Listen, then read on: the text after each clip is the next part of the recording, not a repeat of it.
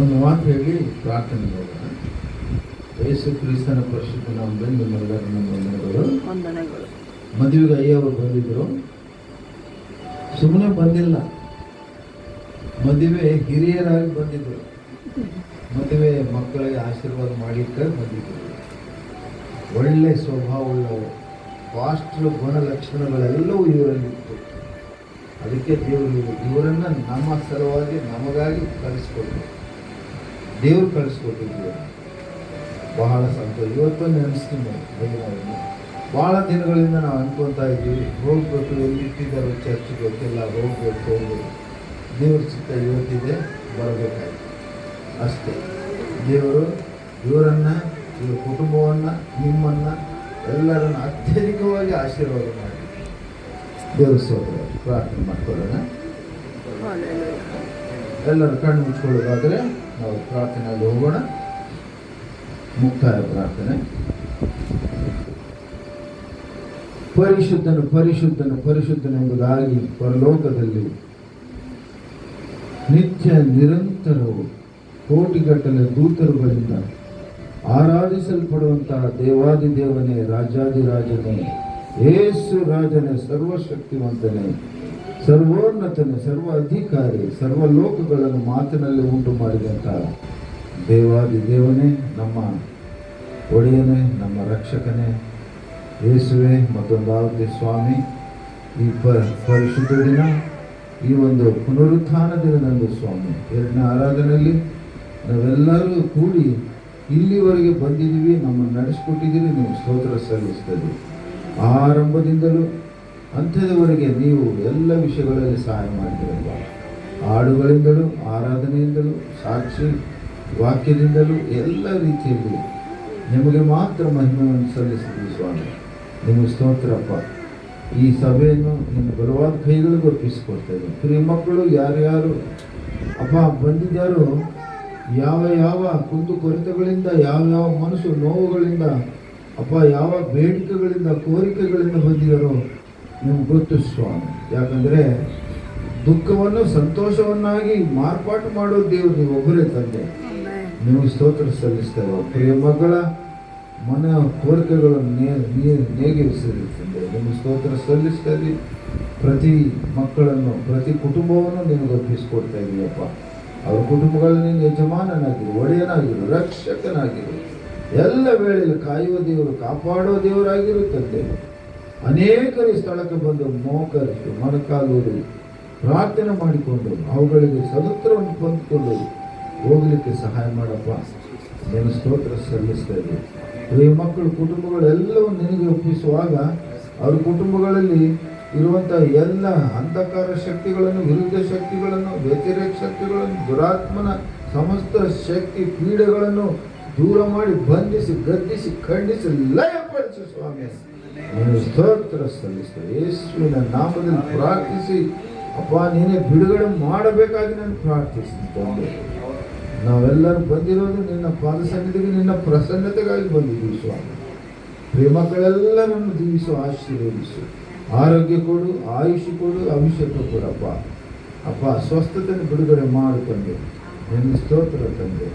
ಇನ್ನು ಯಾರ್ಯಾರು ಸಮಸ್ಯೆಗಳಲ್ಲಿದ್ದಾರೋ ಆ ಸಮಸ್ಯೆಗಳೆಲ್ಲವನ್ನು ಪರಿಷ್ಕಾರ ಮಾಡಿ ಅವುಗಳಿಗೆ ಜಯವನ್ನು ಕೊಟ್ಟು ಜಯಪ್ರದವಾಗಿ ನಡೆಸು ಸ್ವಾಮಿ. ನೀವು ಸ್ತೋತ್ರ ಸಲ್ಲಿಸ್ತದೆ ಅಪ್ಪ. ವಿದ್ಯಾರ್ಥಿಗಳಿಗಾಗಿ ಪ್ರಾರ್ಥಿಸ್ತಂದೆ, ಚಿಕ್ಕ ಮಕ್ಕಳಿಗಾಗಿ ಪ್ರಾರ್ಥಿಸ್ತೀನಪ್ಪ, ಯೌವನಸ್ಥರಿಗಾಗಿ ಪ್ರಾರ್ಥಿಸ್ತೀನಿ. ಯೌವನ ಪ್ರಾಯದಲ್ಲಿ ಅಪ್ಪ ಸೇವೆಗಾಗಿ ಸಮರ್ಪಿಸಿಕೊಳ್ಳುವವರಿಗಾಗಿ ಪ್ರಾರ್ಥನೆ. ಸೇವೆ ಎಲ್ಲದಕ್ಕಿಂತ ಉತ್ತಮವಾದದ್ದು, ಶ್ರೇಷ್ಠವಾದದ್ದಂಥ ಸೇವೆ ಬರಲಿಕ್ಕಾಗಿ ಸಹಾಯ ಮಾಡಿ. ಚಿಕ್ಕ ಮಕ್ಕಳು ಚಿಕ್ಕಂದಿನಿಂದಲೇ ಯೆಹೋವನ ಭಯಭಕ್ತಿಯಲ್ಲಿ ಬೆಳೆದು ದೊಡ್ಡವರಾಗಿ ತಂದೆ ತಾಯಿಗೆ ಒಳ್ಳೆ ತರುವ ಮಕ್ಕಳಾಗಿ, ಕರ್ತನಿಗೆ ಪ್ರತಿಷ್ಠೆ ತರುವ ಮಕ್ಕಳಾಗಿ ಜೀವಿಸು, ಆಶೀರ್ವದಿಸು. ವಿದ್ಯಾರ್ಥಿಗಳಿಗಾಗಿ ಕೂಡ ಪ್ರಾರ್ಥಿಸಲಿಪ್ಪ.